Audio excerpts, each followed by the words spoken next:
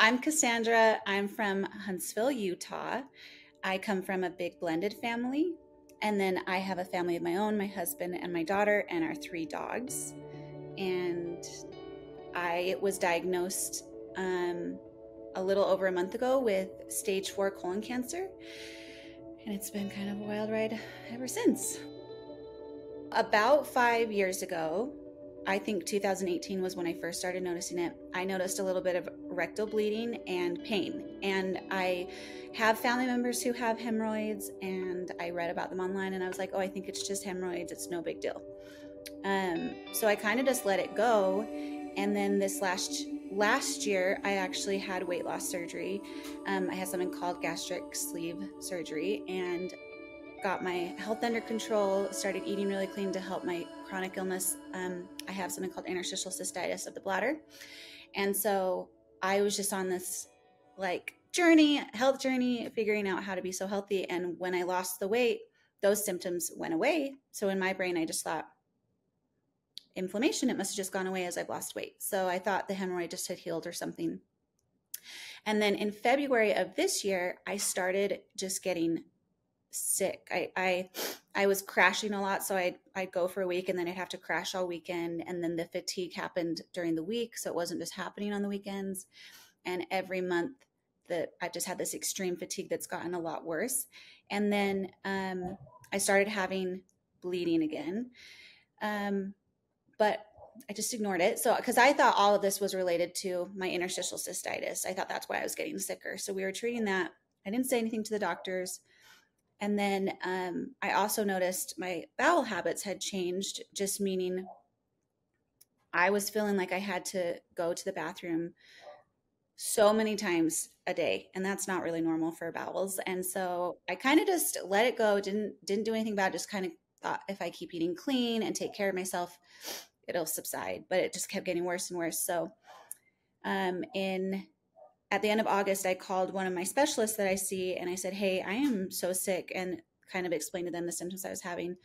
And they were like, we need to get you into a GI doctor. So they referred me, and the referral happened really quick. I got right in. So then the very 1st of September, that first week, I went in and saw the GI doctor, and I explained to him my symptoms, and he's like, we need to do a colonoscopy. And he's like, I just don't think we'll have a lot of answers till we do that. He's like, it doesn't really sound like hemorrhoids, but let's check it out. So then he got me right in, I think that was a Thursday, and by Monday or Tuesday, I was in to have a colonoscopy. When I woke up, they wanted to wait for my husband to get there because he was in the car, and so they brought him inside. And I just thought they were going to tell me it was hemorrhoids or IBS or something, but he came in and he said, and he showed me the pictures. He showed me a picture of my tumor, and he just said, this is really concerning. He's like, when we see tumors this advanced, it usually means colon cancer, but let's get a CT and an MRI and kind of biopsy the tumor, and let's get some definitive answers. So normally the biopsy would take 14 days, but he rushed it, and within I think 3 days they had the results. And he called and he said, I'm really sorry to tell you this. He said, but it is colon cancer like we thought. It's called invasive adenocarcinoma, which is a pretty typical type of colon cancer. And he said, we need to, have you do the CT and the MRI so we can see how advanced the cancer itself is. And then, so we got right into those. Everyone was just rushing things and making things happen right away, which was really nice because the more information you have, the easier it is to cope with all of this. And so the CT scan showed it had spread to my liver. I have multiple metastases in my liver and one in my lung. And then the MRI showed that my tumor was a T3 tumor, so it was advanced. It was so surreal. It was just kind of like I had just woken up from anesthesia, and it felt like a bad dream. It just was like I could see the tumor, I could see the pictures, I could see it, and he was saying it, but it was also just like, what? Just kind of surreal. I kind of couldn't even fully take it in. But then on our way home, I called my dad to tell him, because he knew I was going in for the colonoscopy, and that's when it kind of hit. And I cried, and I just told him I was scared. I just said, we need more information. I'm scared. And it's kind of been like that ever since. We've been doing this for a little over a month now, and it's just there's a lot of fear and confusion and some frustration, but we've also had a lot of moments of peace as well and comfort, and lots of people reaching out and praying for us. And I think all of that has just helped provide moments of calm and peace amongst this huge storm. It's like the best way I explain it is we have felt like our whole world is spinning and our feet are not planted on the ground. And it's just kind of been learning to process and cope with ever since. We met with the GI surgeon. She was really nice, and she just explained, well, first of all, she was just like, how is this happening? You're only 38 years old. Tell me how you got here. So I had to give her kind of the same spiel of how I had ignored it because I didn't know what it was. And she's like, well, 99.9% of the time it is hemorrhoids. So we're just so sorry that this is not what we're dealing with. And then she explained that my tumor was too advanced to go in and take out right now because they couldn't get clean margins. It's in lymph nodes. And so she had me meet with an oncologist, and they work as a team. And they just said that hitting it with aggressive chemo would be the better idea to try and get the mets in my lung and liver to shrink and go away, and then also to hopefully get my tumor to shrink enough that they can go in and take it out without having to do like a permanent colostomy. They decided to use aggressive chemo, and I'm doing a regimen that I do every 2 weeks.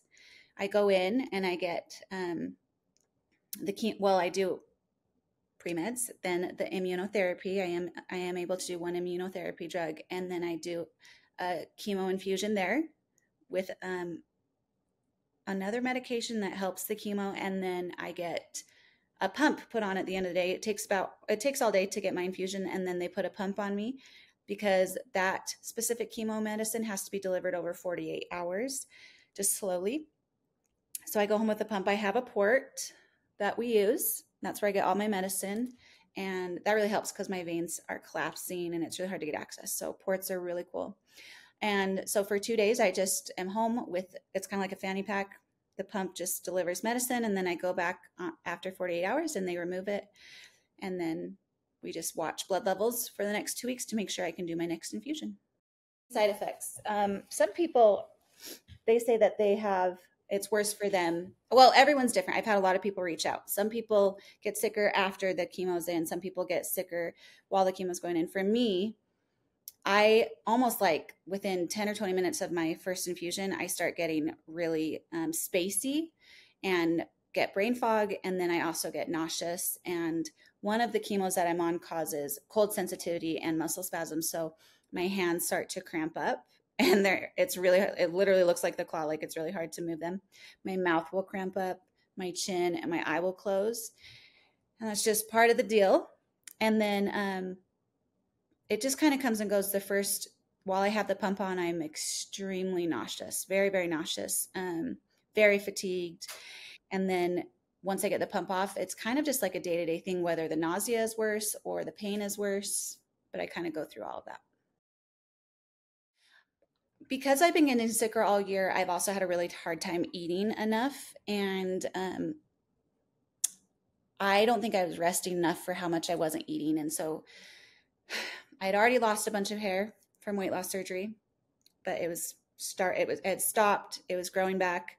And then this summer, when I just really, really have been struggling to eat, I started losing my hair again. And so it was so thin. And then when I found out I had cancer, one of the chemo drugs I have causes hair thinning. And I was just having such a hard time already. And then one hit of chemo, it just was worse. And my hair follicles hurt.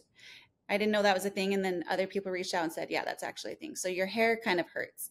And I have very, very limited energy. So for me, it was like, what can I take off my plate to make sure I can devote all the energy I have to just getting better?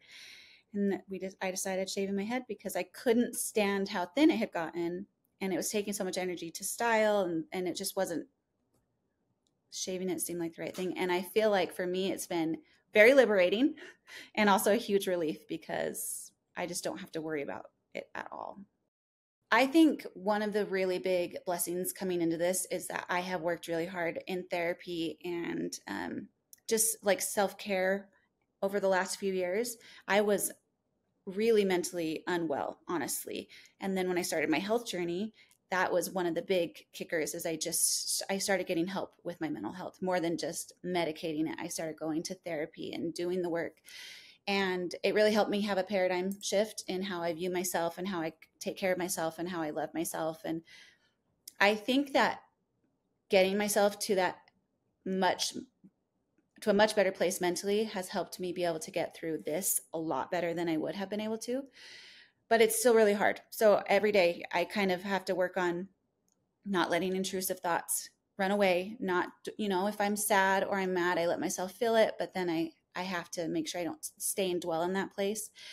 And then a lot of what we're trying to do, me and my little family, is we take breaks from cancer where we just say, okay, we're going to go for a hike or go for a drive to see the leaves, or get out in the lake or just whatever, where we just take a full break from it and we just go and enjoy ourselves and breathe and, just find beauty in whatever it is we're doing so that this isn't consuming our entire life. And I think that's been really helpful. Plus, I have been super fortunate that so many people have reached out with so much support, so I don't feel like I'm alone. When we first found out and we were getting set up with all the doctors, our patient advocate from the hospital called and she introduced herself and she just said she was there to help. And one of the questions she asked is, do you feel like you have a good support system? And I giggled and then I started crying and I was just like, you know what? I do. I have an incredible family that has my back. And then my husband is, you can't find a better man than my husband. And so I have family support, but then I decided I wanted to share my story because I think people can learn from my mistake of ignoring what I ignored. And if I can help just one person, it makes it worth sharing. But sharing it has just kind of made my social media grow a ton. And I've made so many friends with so many patients who are also going through this or who have gone through this. And they are so supportive. It's kind of a cool community. It's like an unfortunate thing to have to belong to the cancer community, but once you're in, it's just people love you and want to help you and want to support you. And so I have a lot of people who are just cheering me on. When I go to chemo, I feel like I'm a child compared to so many people in there because they're all like grandma and grandpas, they're older. And you don't think, at least I wasn't educated enough to even know that this should be on my radar. I thought, we'll start getting screenings at 45 or 50. I didn't know it was a thing to even be on my radar. So being young, being a mother, having a small child, being in, the prime of my life and going through this, it's a huge, it just kind of rips the ground right out from under you, But I also feel like being young gives me, it benefits me because I want to live and I want to raise my daughter and I have so much to live for. So it's kind of like, you don't ever think it's going to happen, but I'm in a really good place to fight this. And I feel grateful for that. My why is probably a little bit different than some people's just initially, because my first why is me. I finally learned that I'm important enough to fight for, and I'm important enough just myself to live for and be proud of and love.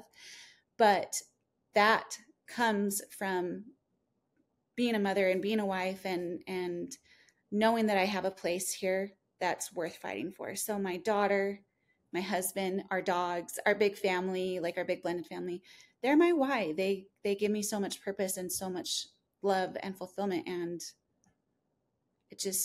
I have a beautiful life and I have every reason to fight. It's weird to know that you're walking around with cancer that's spreading all over your body. It's weird. It's a weird feeling. But I also really, really hope that this treatment works and we can get to the point where we can surgically remove it. There have been, on very rare instances, there's been occasions where the chemo will actually melt away the whole tumor and they don't even have to surgically remove it. I don't know what my future holds, but I just have a lot of hope that even though they can't go in and get it out this minute, that hopefully I'll respond to the chemo and we'll have some more options as we move forward. We are doing genetic testing, right? Well, they first did genetic testing on the biopsy to see if I qualified for a certain immunotherapy, which I don't. But then because I'm so young, I qualify for a whole bunch of genetic testing. And so we've started that, and that will just help us see is there an abnormality that led to this? Is it hereditary? You know, it'll give us a lot more answers, but that's in the process of happening. Make sure you have doctors you can trust. I have worked really hard to find a team of doctors that I can trust so that I do feel comfortable talking to them about anything. It can be really hard when you don't trust your doctor because you can withhold information. And I think that's part of why I didn't say things for so long, is I just thought I'd be told, you know, don't worry about it. It's nothing. It's not important. Because I had some bad experiences with some doctors.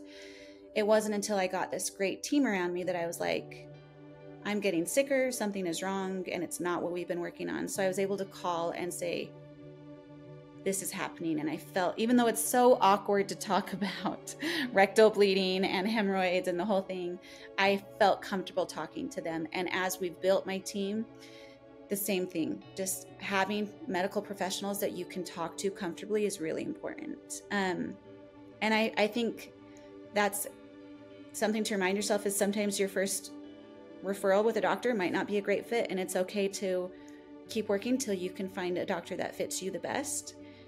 And then my other piece of advice would be to know your body and trust yourself. I've always tried really hard to trust myself, but I didn't with that symptom. I just thought it was something that would go away. And I feel like if people can learn from my story and know that if you have rectal bleeding, if you have pain, if you have what you think is a hemorrhoid, that's okay to also talk to your doctor about. Hemorrhoids you can get help with. And I just think it's important that we trust ourselves enough and have medical teams that we trust enough that we can talk about symptoms, because that's all that would have needed to happen for them to pull my whole story together, my whole diagnosis together a lot sooner. But I didn't say what they needed to hear, because I didn't think it was important enough for a long time until I learned I was important enough to advocate for.